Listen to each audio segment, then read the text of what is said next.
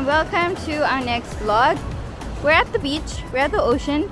If you do follow us from the time we were in South Africa last year, you will know that we rented out an Airbnb on the south coast in Southbroom, and I did a whole video on that house and that Airbnb rental.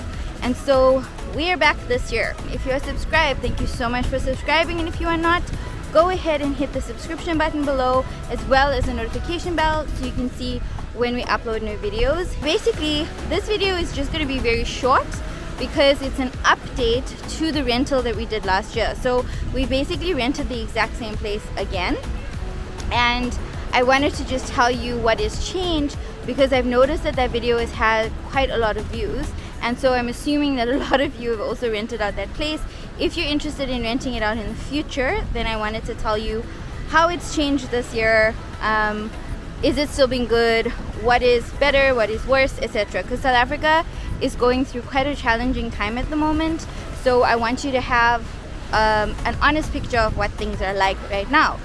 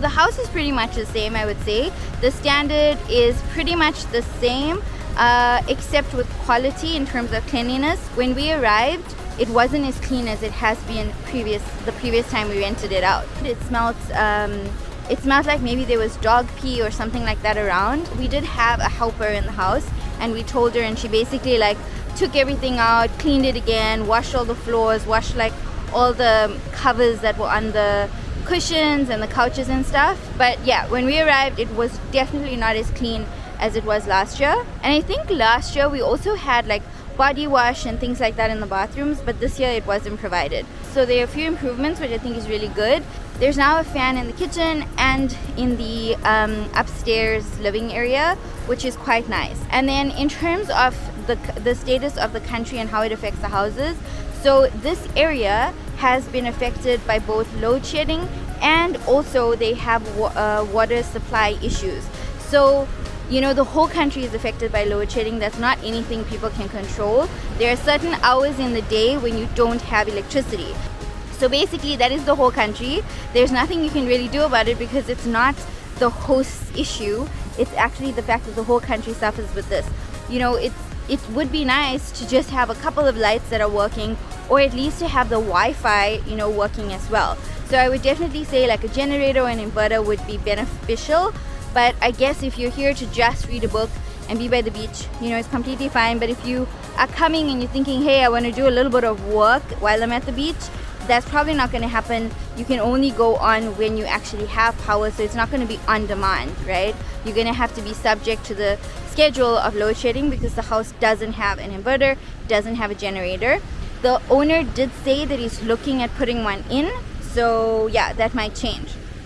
So since 2 days ago, we have not had water provided from the municipality. However, the host does have a 5,000 liter water tank at the house. So basically the tank is full of water, and when the tank runs out is when the municipality water should kick in. So what we were told is that we can just use the water as freely as we want, and if we need water, he will purchase more. The only thing, you know, we've really been trying to conserve it because there's 10 people and everybody has to take a shower, especially when you're going to the beach. You have to rinse off the sand, you want to shower, you know, you want to be able to cook. It's so hot, so you do need water. It's essential, you know. So I think the thing is that it's kind of understandable that you can't control the municipality, but I just wanted to point out that this area has had issues with water being provided. So if you're thinking of coming down here, just keep that in mind, that this might be an issue. And if you are hiring a place, just ask the host if this is an issue for them. The house is still been lovely to stay in. We've enjoyed it. We have loved the beach.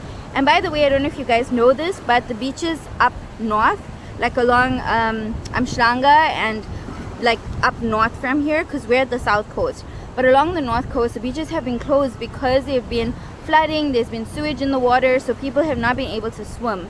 And being here has been awesome because we can actually swim here, we can be in the water, it's completely clean, we don't need to worry about E. coli poisoning and all of those things because this beach is not affected.